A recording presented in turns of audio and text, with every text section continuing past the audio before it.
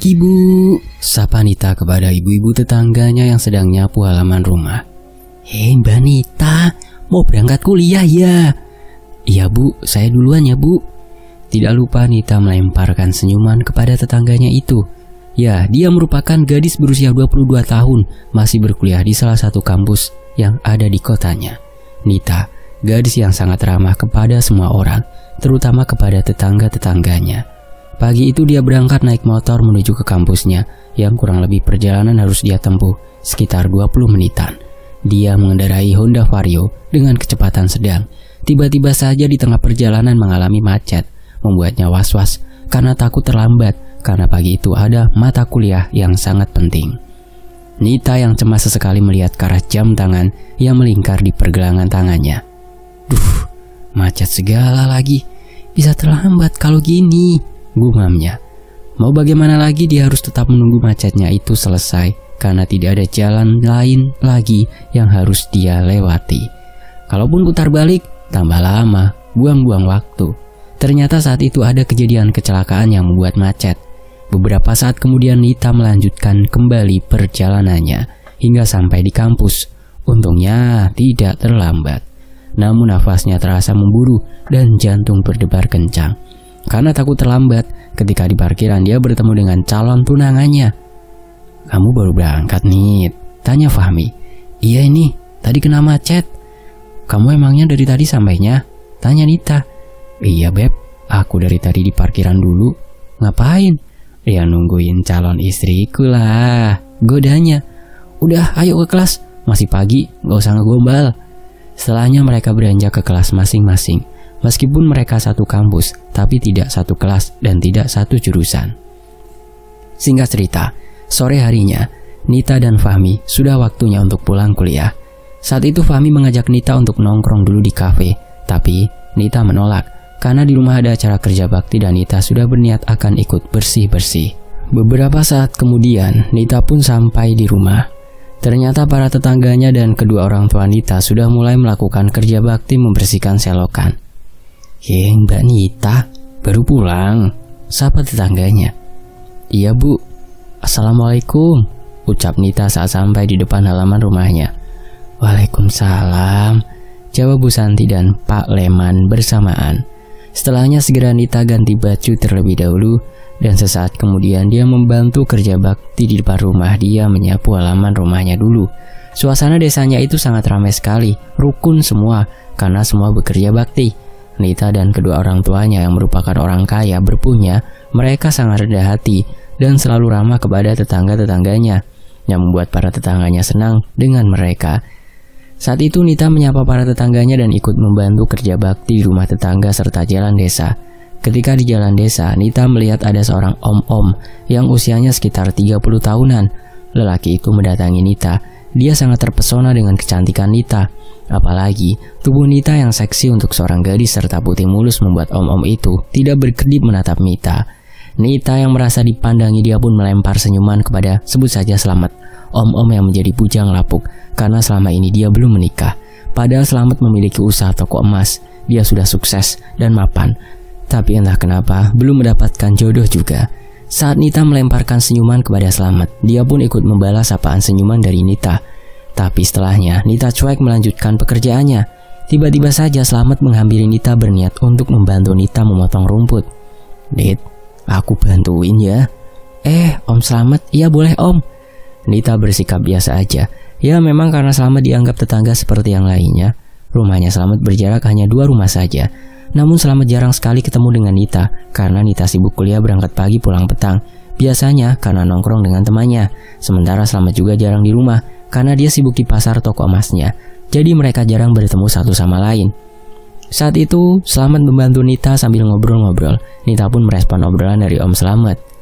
Nit, kamu masih kuliah ya?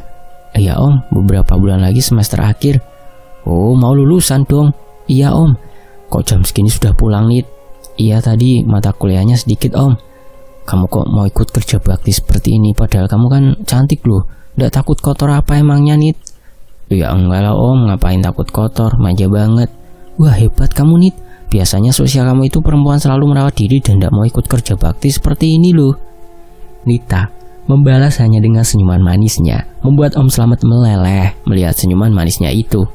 Tak terasa hari sudah mulai petang, adzan maghrib sudah mulai berkumandang. Acara kerja bakti sore itu pun sudah selesai. Segera Nita mandi karena tubuhnya sudah lengket penuh keringat. Saat makan malam, Nita ditanya oleh Bu Santi soal sore tadi. Dia ngobrol lama dengan Om Slamet. "Nit, kamu ngobrol apa tadi sama Om Slamet?" "Oh, ngobrol biasa Bu, nanya kuliah." "Oh bagus deh, gak digodain kan kamu? Soalnya dia kan genit sama gadis desa." "Enggak lah Bu," jawab Nita sambil senyum. Singkat cerita, beberapa bulan kemudian Nita akhirnya lulus kuliah juga. Dan entah mendapatkan kabar dari mana, Om Slamet tahu kalau Nita sudah lulus kuliah. Saat malam hari, Nita dan kedua orang tuanya dikejutkan dengan kedatangan keluarganya Om Slamet. "Assalamualaikum." "Waalaikumsalam. Itu ada tamu siapa ya Pak?" tanya Bu Santi. "Nggak tahu Bu. Kalau gitu Bapak bukain dulu ya." Saat itu Pak Leman langsung beranjak keluar rumah untuk membukakan pintunya.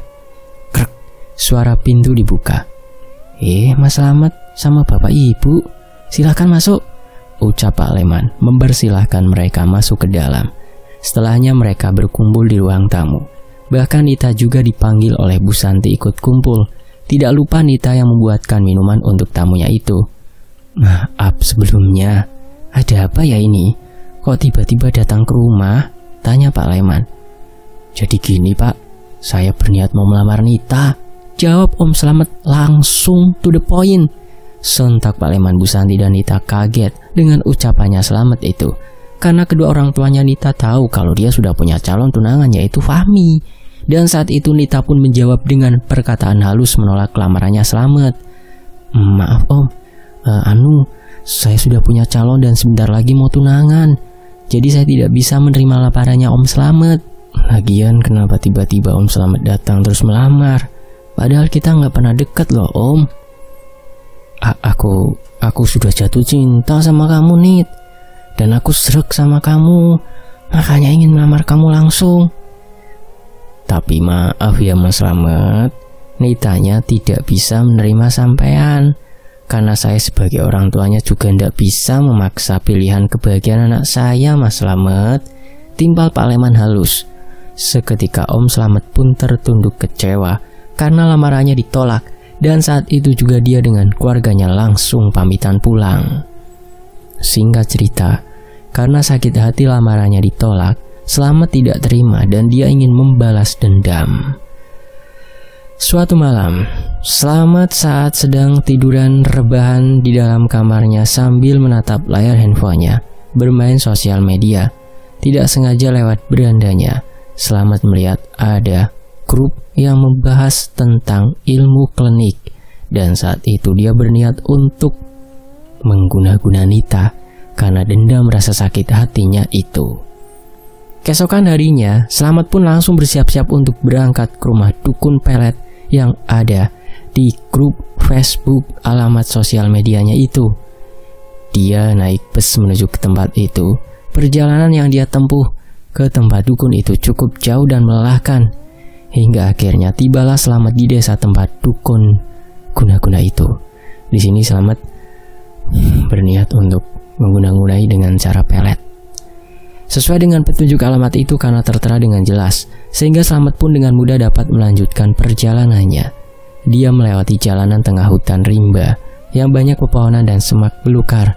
Hari mulai sore, terdengar suara burung yang saling berkicau merdu. Jalanan setapak yang dia lewati tidak membuatnya menyerah meskipun banyak bebatuan. Sesekali dia istirahat sejenak, melepas penatnya itu, sembari makan dan minum bekal yang sudah dia siapkan dari rumah. "Aduh, ini masih jauh nggak ya?" gumamnya. "Wah, bodoh amat ah, jauh nggak jauh aku harus tetap lanjut demi membalas rasa sakitku ini. Awas saja kamu ya Nita," geramnya. Selanjutnya dengan semangat membawa Slamet melanjutkan perjalanannya menuju ke rumah dukun itu. Hari mulai gelap karena maghrib sudah tiba. Jingga menyala di sore itu sudah meredup menenggelamkan wujudnya. Samar-samar dari kejauhan di dalam hutan, Slamet mendengar suara azan yang berkumandang. Nafasnya memburu karena perjalanan yang sangat melelahkan. Jantung pun berdebar dengan kencang. Sampai pada akhirnya sampailah dia di tengah hutan pedalaman. Saat itu Slamet untungnya membawa senter untuk menyiarai jalanan yang dilaluinya. Terlihat di dalam hutan itu ada sebuah rumah gubuk berdiri sendiri dan hanya ada lampu Petromax di depan rumah. Apa ini kali ya rumahnya? Gumamnya. Setelahnya dia pun mencoba menyambangi rumah itu yang terlihat tutup. Permisi. Sesaat kemudian terlihat lelaki parubaya yang membukakan pintu. Misi mbah, kula nuwun, ucap Slamet. Ada apa kau datang ke sini? Belum selesai bicara Mbah Parno langsung nyeletuk mengajak Slamet masuk ke dalam rumah. Ayo, masuklah, kita bicarakan di dalam saja. Setelahnya Slamet pun masuk ke dalam ruang tamu. Dia duduk berhadapan dengan Mbah Parno di kursi yang terbuat dari kursi bambu. Sekarang, apa yang kamu mau?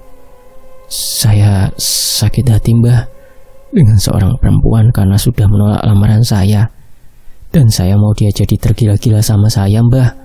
Lalu Mbah Parno tertawa mendengar penjelasan dari Slamet. Dan beliau menyarankan kepada Slamet untuk menggunakan pelet pendem abu. Itu masalah gampang. Dengan cara dipelet pendem abu namanya. Tapi ada syaratnya. Syaratnya apa Mbah? Ya seperti biasa, kau harus membayar mahar terlebih dahulu. Dan apakah kau sudah siapkan foto targetnya? Siap Mbah, saya sudah siapkan semuanya. Berapa Mbah maharnya? Tanya Slamet. Sensor.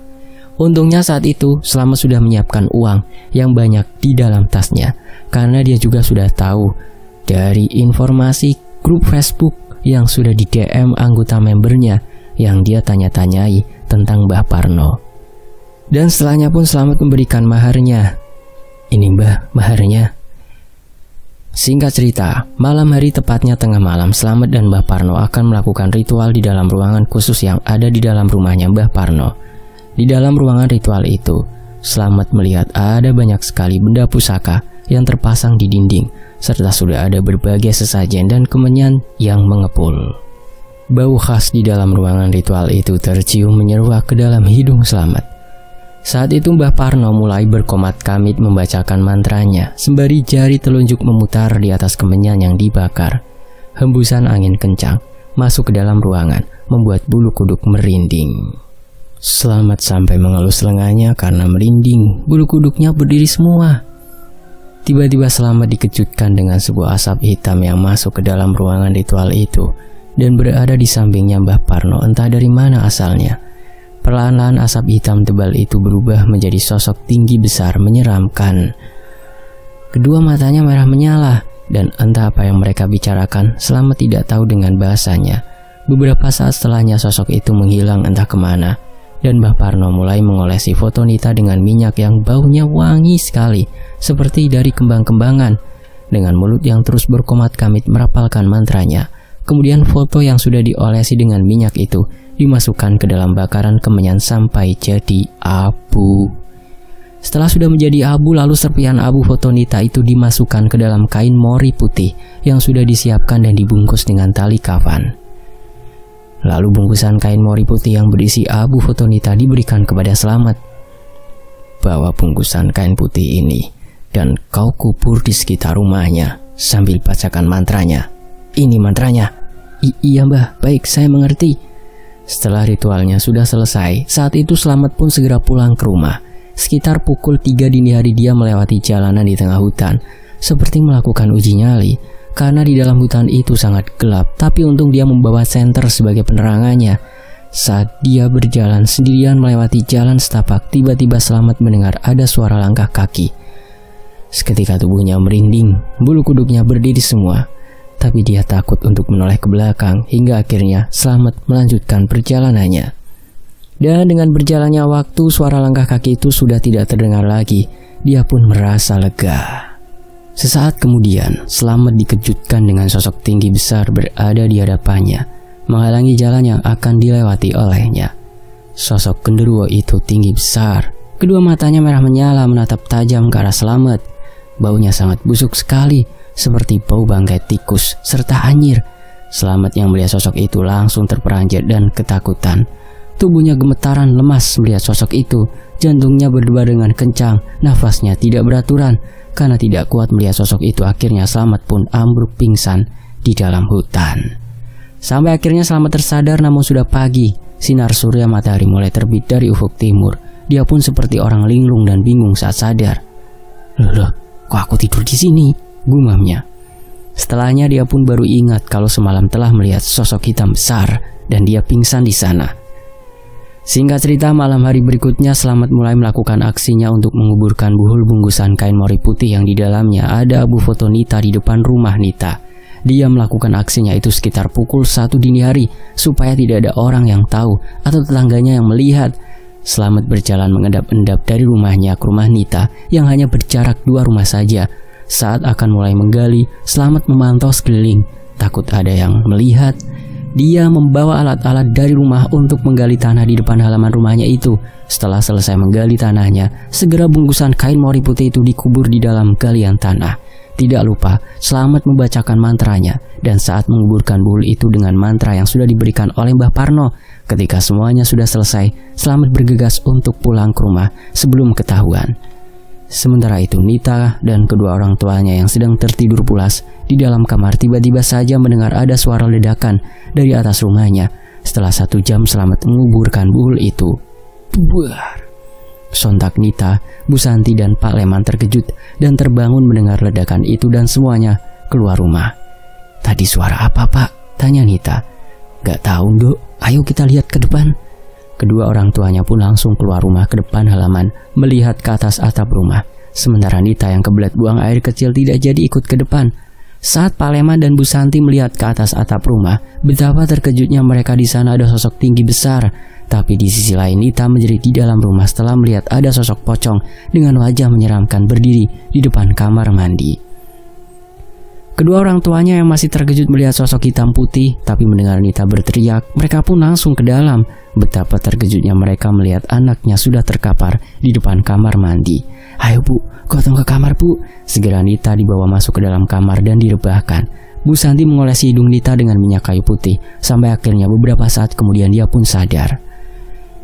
Setelah menegak air putih secara perlahan dan habis, Bu Santi dan Pak Leman menanyakan kepada Nita apa yang sudah terjadi tadi. Tak terasa dan subuh mulai berkumandang, segera mereka pun mengambil air wudhu untuk melaksanakan sholat subuh. Saat itu Nita sholat di dalam kamarnya. Dia sholat menghadap lemari kaca yang ada di hadapannya. Maksudnya lemarinya itu pas ada di kiblat gitu. Ketika sedang sholat tiba-tiba saja dia merasa ada hembusan angin dan sekelebat bayangan hitam di sampingnya, membuatnya tidak khusyuk dan merasa merinding bulu kuduknya berdiri semua. Dan saat sedang berzikir, setelah selesai sholat, Nita merasakan hawa yang sangat nyaman dan enak sekali. Seakan-akan peristiwa yang di depan kamar mandinya itu sudah dia tidak ingat lagi, karena mengingat indahnya asma-asma Allah dengan cara diresapi dengan rasa yang paling dalam. Siang harinya sekitar pukul 11 Nita tiba-tiba saja pergi mendatangi toko emasnya Om Slamet di pasar. Sesampainya di sana, Nita sangat berubah sekali sikapnya. Dia jadi manja kepada Slamet. Slamet yang merasa senang akhirnya pelet yang digunakannya itu ampuh pun menerima Nita dengan baik. Saat itu mereka akhirnya tukeran nomor HP dan Slamet mengajak Nita jalan-jalan. Nita benar-benar seperti orang yang tidak sadar karena dia tidak mau jauh dari Slamet. Bahkan saat sudah sore waktunya pulang, dia masih manja-manjaan kepada Slamet tidak mau pulang. Ayo Dek, pulang dulu. Nggak mau Om, aku mau sama Om aja, masih kangen. Lah kan besok kita ketemu lagi. Setelah mendengar ucapan Slamet, Nita pun akhirnya nurut saja. Saat itu Nita yang bawa motor sendiri pun pulang sendiri, karena tidak mungkin jika pulang bareng sama Slamet, nanti kedua orang tuanya jadi curiga. Malam harinya Nita selalu menelpon Slamet, karena kalau tidak dengar suaranya dia merasa sangat kangen sekali. Bahkan sampai larut malam Slamet dan Nita teleponan. Setelah teleponan hendak tidur, Nita mendengar suara ibunya berteriak yang berada di ruang tamu. Nit, sini kamu. Iya, ada apa Bu? Kok di depan itu kok ibu kayak ngerasa mencium bau busuk Nit. Kamu mencium gak? Ibu ada-ada saja. Orang rumah ini baunya harum kok.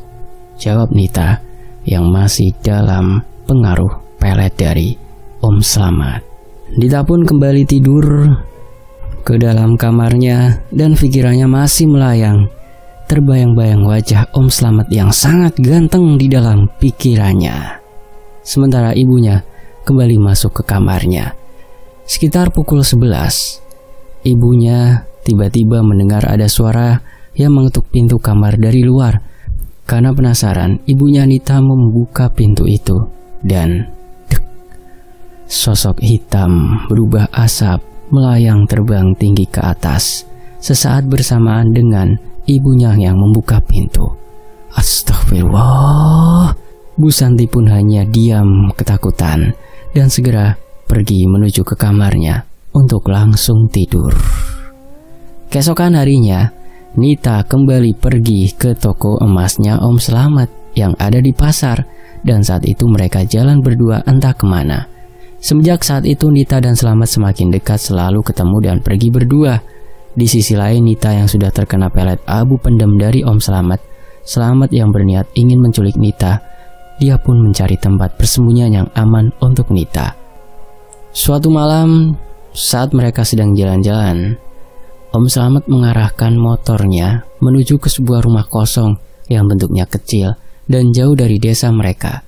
Dan itu sudah disiapkan oleh Slamet. Juragan emas ini mengontrak sebuah rumah yang sepi. Ini rumah siapa, Om? Tanya Nita polos. Sekarang jangan panggil Om dong, Mas aja manggilnya. Iya, kita mau ngapain Mas kesini? Udah, kamu katanya sayang sama Mas, ikut aja ya. Nita pun hanya menjawab dengan menganggukkan kepala dan menuruti saja apa yang setiap diucapkan oleh Slamet.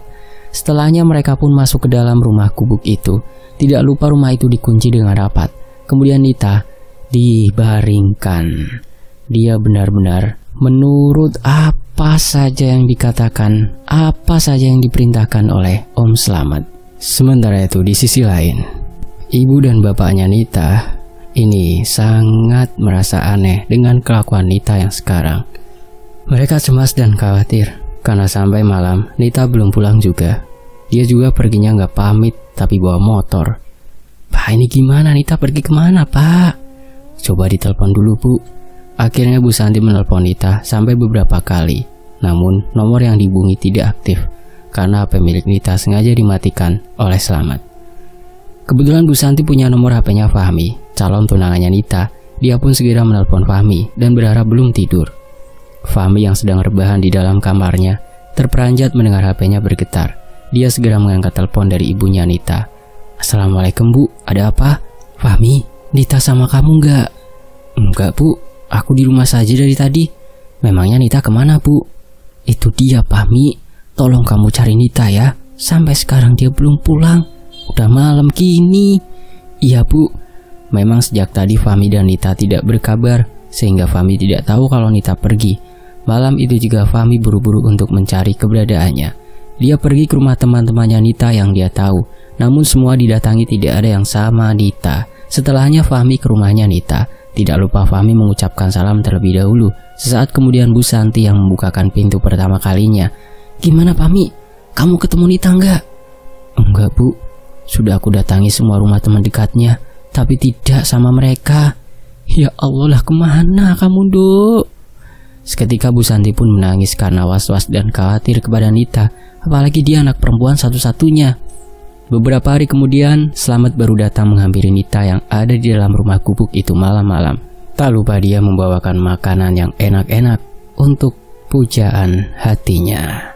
Dan cerobohnya Slamet, dia saat pulang dari rumah gubuk yang dikontraknya menggunakan sepeda motornya Nita. Dan dia juga pulang ke rumahnya untuk mengambil beberapa pakaian ibunya dan nanti akan dipakaikan ke Nita yang sudah tidak sadar siapa dirinya sendiri karena dalam pengaruh pelet. Tanpa diduga, Pak Leman merasa curiga dengan Slamet karena kok bawa sepeda motornya. Dan dari itu Pak Leman langsung nelpon Fahmi dan disuruh untuk menguntitnya dari belakang kemana akan perginya Slamet setelah dari rumahnya itu dan membawa sepeda motor Nita. Fahmi pun berhasil menguntitnya dan tahu letak gubuk yang sudah disewa Slamet ini. Fahmi pun langsung pulang lapor kepada bapaknya Nita dulu sebelum menggerebeknya. Singkat cerita, setelah itu Bapak Leman dan ibunya serta Fahmi langsung menuju ke tempat gubuk yang telah ditemukan oleh Fahmi. Dan kemudian, brak, pintu langsung dibuka. Ya Allah, Nduk, kamu kok bisa gini? Kamu masih ingat siapa kamu? Siapa diri kamu sendiri ya? Ini ibu, Nduk. Lah kok bisa gini kamu linglung seperti itu? Gak pulang berhari-hari? Udah ya Bu, kita bawa pulang dulu saja. Saat itu segera Nita dibawa pulang oleh kedua orang tuanya bersama dengan Fahmi. Dan tak lupa untuk saksinya, Pak Leman mengajak ketua RT setempat. Singkat cerita, sesampainya di rumah, Nita langsung ditangani oleh Ustadz yang sudah dipanggil oleh Fahmi. Karena Fahmi mencium sebuah keanehan yang terjadi pada Nita. Karena dia mengenal Nita. Dia tidak seperti Nita yang sehari-harinya seperti yang biasa dia jumpai di kampus maupun di rumahnya. Di hari itu pun Nita segera diruqyah oleh Pak Ustadz. Nita masih meronta-ronta, masih memanggil nama selamat terus. Yang ada di pikirannya hanya pria itu. Ibu dan bapaknya karena tak kuat dengan perlawanan Nita yang ingin keluar dari rumah. Akhirnya bapak dan ibunya pun mengurungnya di dalam kamar. Sementara Fahmi dan Ustadz pulang dulu ke rumah. Esok harinya, karena keadaan Nita yang semakin meraung-raung memanggil nama selamat terus, akhirnya bapak dan ibunya berinisiatif untuk memanggilkan Ustadz yang dikenalkan oleh Fahmi tersebut dan langsung diadakan penanganan. Tangan dan kakinya dipegang erat oleh Pak Leman dan Fahmi. Sementara Pak Ustadz mencoba memasukkan air putih itu ke dalam mulutnya. Setelah dipaksa dan akhirnya Nita meneguk walau sedikit air itu, akhirnya bereaksi. Dia memuntahkan darah kental yang berwarna merah kehitaman. Menurut Pak Ustadz, darah kental hitam itu merupakan ilmu hitam yang dikirimkan oleh pelaku. Dan akhirnya Nita pun semakin kooperatif. Sekarang kamu mandi dengan air bekas perasan beras yang sudah dicampur dengan daun kelor ya. Saat Nita sedang mandi dengan air bekas perasan, itu terlihat dari atas ubun-ubun kepalanya mengeluarkan asap yang tebal. Sesudah mandi, Ustadz Zaini menjelaskan kepada kedua orang tuanya serta Fahmi apa yang sebenarnya sudah terjadi kepada Nita. Ya, sudah jelas Nita terkena guna-guna, dipelet oleh tetangganya sendiri, oleh si Slamet. Iya sih Pak, memang waktu itu sebelumnya anak saya dilamar oleh Slamet, tapi dia nolak karena kan sudah mau tunangan sama Fahmi ini. Begitu kata ibunya Nita. Pantas saja, tapi sekarang sudah saya kirimkan balik ke pelakunya Bu. Jangan khawatir, supaya bisa dapat pelajaran dia. Terima kasih ya Pak sudah membantu. Sama-sama Bu. Kalau begitu saya pamit pulang dulu. Iya Pak. Dan semenjak saat itu Nita pun akhirnya sadar kalau dia sudah tidak itu lagi. Mahkotanya sudah direnggut oleh si Slamet bejat. Dia pun menceritakan jujur kepada Fahmi malam itu juga setelah Ustadz Zaini sudah pulang. Namun Fahmi yang memaklumi karena itu semua bukan kesalahan dari Nita, tapi ya sudah diguna-guna oleh si Slamet. Fahmi pun menerima Nita dan mencoba ikhlas dengan apa yang sudah terjadi.